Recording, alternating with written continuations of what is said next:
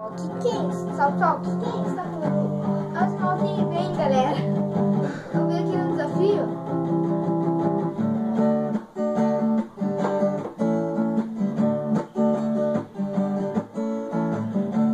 Eu vim com o desafio, galera, de arroz com água. Não é arroz normal, é arroz com... Vamos ver. Vamos fazer o desafio aqui. Eu tenho que colocar todo esse arroz aqui. Peraí, deixa eu pegar aqui. Pera aí, galera. Pera o arroz. Cai tudo dentro do carro. Você consegue ver aí, ó? Pera.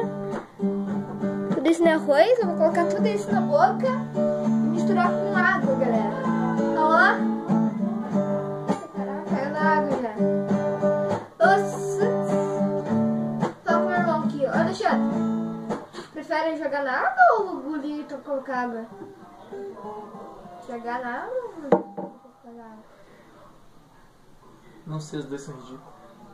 Ah, vou ver isso aqui. Olá, galera. É isso.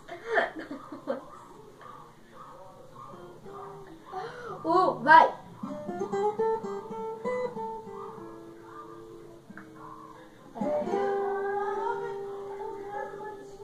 Vamos lá.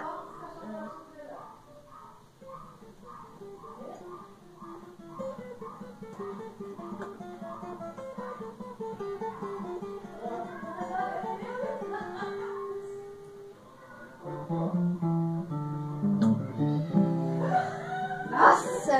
Vamos lá.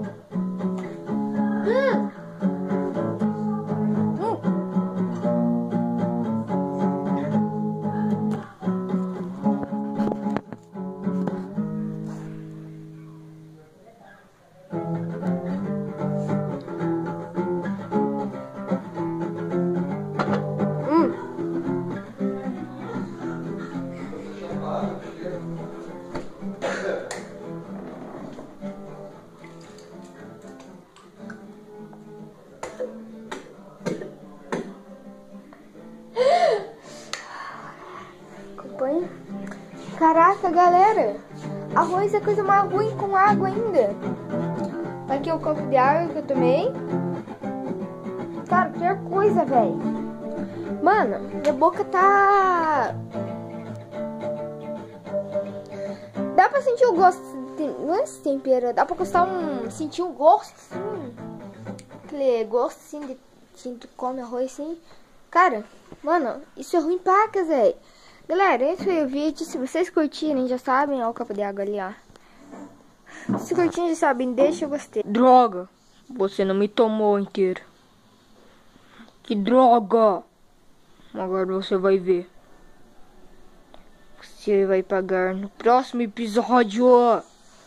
Você vai me pagar. Você vai me pagar.